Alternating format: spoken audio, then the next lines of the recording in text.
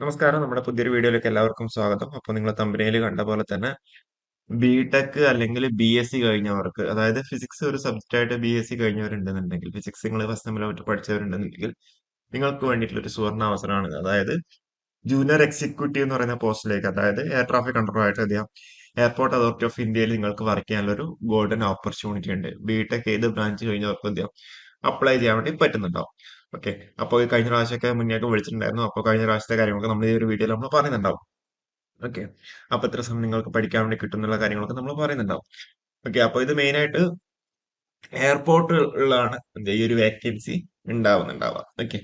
കൊച്ചി ആണെങ്കിലും കോഴിക്കോടാണെന്നുണ്ടെങ്കിലും ട്രിവാൻഡ്രം ആണെന്നുണ്ടെങ്കിലും ഒക്കെ ആയിരിക്കും, അവിടെ ആയിരിക്കും ഉണ്ടാവുക. കണ്ണൂരാണെന്നുണ്ടെങ്കിൽ വേക്കൻസീസ് ഉണ്ടാവുക. ഓക്കെ. അപ്പൊ നമുക്ക് എന്ത് ചെയ്യാം, നമുക്ക് ഇതിന്റെ കാര്യങ്ങളിലേക്ക് നമുക്ക് പോകാം. അപ്പൊ ഇപ്പൊ ലേറ്റ് നൈറ്റിൽ ഇറങ്ങിയ ഒരു നോട്ടിഫിക്കേഷൻ ആണ്. 29-ാം തീയതി ഇപ്പോഴാണ് സർക്കുലേറ്റ് ചെയ്യപ്പെട്ടേക്കുന്നത്. അപ്പൊ ഇതില് പറഞ്ഞിട്ടുള്ളത് creation of 840 post of the air traffic controllers എന്നുള്ള രീതിയിലാണ് പറഞ്ഞേക്കുന്നത്. അപ്പൊ 840 പോസ്റ്റ് ഉണ്ട് ടോട്ടല്. പക്ഷെ 840 പോസ്റ്റിലും എല്ലാവർക്കും അപ്ലൈ ചെയ്യാൻ വേണ്ടി പറ്റുന്നുണ്ടാവില്ല. കാരണം വെച്ചാൽ അത് ഒന്നുകിൽ ഡയറക്റ്റ് റിക്രൂട്ട്മെന്റ് ആയിരിക്കും, അല്ലെങ്കിൽ എന്ത് ചെയ്യാം, പ്രൊമോഷൻ വഴിയായിരിക്കും ഉണ്ടാവുക.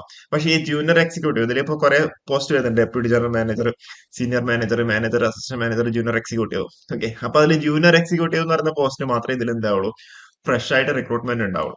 അപ്പൊ അവിടെ എത്ര, 215 വേക്കൻസീസ് പുതിയതായിട്ട് ക്രിയേറ്റ് ചെയ്തിട്ടുണ്ട്. ഓക്കെ. 215 വേക്കൻസീസ് പുതിയതായിട്ട് ക്രിയേറ്റ് ചെയ്യപ്പെട്ടിട്ടുണ്ട്. ഇതിന്റെ കൂടെ എന്തായാലും സ്വാഭാവികമായിട്ടും വേക്കൻസീസ് ഉണ്ടാവും.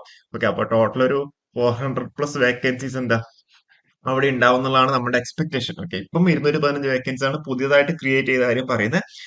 അപ്പോൾ ഓൺ ആൻ ആവറേജ് നമുക്ക് നോക്കുകയാണെങ്കിൽ 400 വേക്കൻസീസ് അവിടെ ഉണ്ടാവാൻ സാധ്യതയുണ്ട്. കഴിഞ്ഞ പ്രാവശ്യം 400+ ഉണ്ടായിരുന്നു.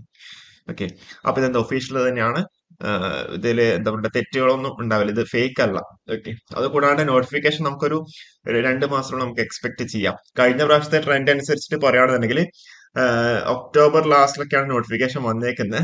എന്നിട്ട് നവംബർ 1 തൊട്ട് എന്താ, നിങ്ങൾക്ക് അപ്ലൈ രജിസ്ട്രേഷൻ സ്റ്റാർട്ട് ചെയ്തിട്ടുണ്ട്. പിന്നെ അത് കൂടാണ്ട് നവംബർ 30 എന്ത് ചെയ്യാം, ലാസ്റ്റ് ഡേറ്റ് വന്നിട്ടുള്ളത് കേട്ടോ. നവംബർ 30 തന്നെയായിരുന്നു ലാസ്റ്റ് ഡേറ്റ് വന്നിട്ടുള്ളത്. അത് കൂടാണ്ട് ആ ഒരു സമയത്ത് തന്നെ, അതായത് ലാസ്റ്റ് ഡേറ്റിന് മുന്നേ തന്നെ എന്ത് ചെയ്യാം, അഡ്മിറ്റ് കാർഡിന്റെ ഇത്രാം തീയതി തൊട്ട് നിങ്ങൾക്ക് എന്ത് ചെയ്യാം, അഡ്മിറ്റ് കാർഡ് റിലീസ് ചെയ്യുന്നുള്ള കാര്യങ്ങളൊക്കെ എന്ത് ചെയ്യാം, ഈ ലാസ്റ്റ് ഡേറ്റിന് മുന്നേ തന്നെ അവര് പറഞ്ഞിട്ടുണ്ടായിരുന്നു. അത് കൂടാണ്ട് 27th December ആയിരുന്നു എന്ത് ചെയ്യാം, എക്സാം ഡേറ്റ്. 27th December ആയിരുന്നു എന്ത് ചെയ്യാം, എക്സാം ഡേറ്റ്. അപ്പൊ 27th December എക്സാം നടന്നിട്ട് എപ്പോഴാണ് എക്സാം വന്നേക്കുന്നത്, 2024 ഫെബ്രുവരി തന്നെ എന്ത് ചെയ്യാം, അതിന്റെ റിസൾട്ട് വന്നു. ഇതെന്ന് വെച്ചാൽ ഭയങ്കര സ്പീഡ് ആയിട്ടുള്ള പ്രോസസ്സാണ്. ഓക്കെ. നമ്മളിപ്പോ ബാങ്കിങ് എന്നൊക്കെ പറയുന്നത് അതേപോലെ അതിനെക്കാട്ടി സ്പീഡ് ആയിട്ടുള്ള ഒരു പ്രോസസ്സാണ് ഇത്. എയർപോർട്ട് അതോറിറ്റി ഓഫ് ഇന്ത്യയിലെ എയർ ട്രാഫിക് കൺട്രോളർ ആയിട്ട്. അപ്പോ ഇതിന്റെ ജോബ് പ്രൊഫൈലും കാര്യങ്ങളൊക്കെ വേണമെന്നുണ്ടെങ്കിൽ നമുക്ക് കൂടുതലായിട്ട് നമുക്ക് വീഡിയോസ് ചെയ്യാം. അപ്പൊ ഇതിലിപ്പോ ജനറലിന്റെ കേസിൽ ഏജ് ലിമിറ്റ് പറഞ്ഞിട്ടുണ്ടാവും, 27 വയസ്സായിരിക്കും ഉണ്ടാവുക. പിന്നെ എന്താ, കറസ്പോണ്ടിങ് ആയിട്ട് OBC SC കാൻഡിഡേറ്റ്സിന് 3, 5 എന്നുള്ള രീതിയിൽ ഏജ് റിലാക്സേഷനും കാര്യങ്ങളൊക്കെ ഉണ്ടാവും. അപ്പൊ ക്വാളിഫിക്കേഷൻ പറയുന്നത് candidate should possess bachelor's degree in relevant discipline എന്നുള്ള രീതിയിൽ. ഓക്കെ. അതായത് ഇപ്പം നിങ്ങൾക്ക് എന്താ ബിടെക് മതിയാവും. ബിടെക് ഉണ്ടെങ്കിൽ നിങ്ങൾക്ക് എന്താ അപ്ലൈ ചെയ്യാൻ വേണ്ടി പറ്റുന്നുണ്ടാവും. ഓക്കെ.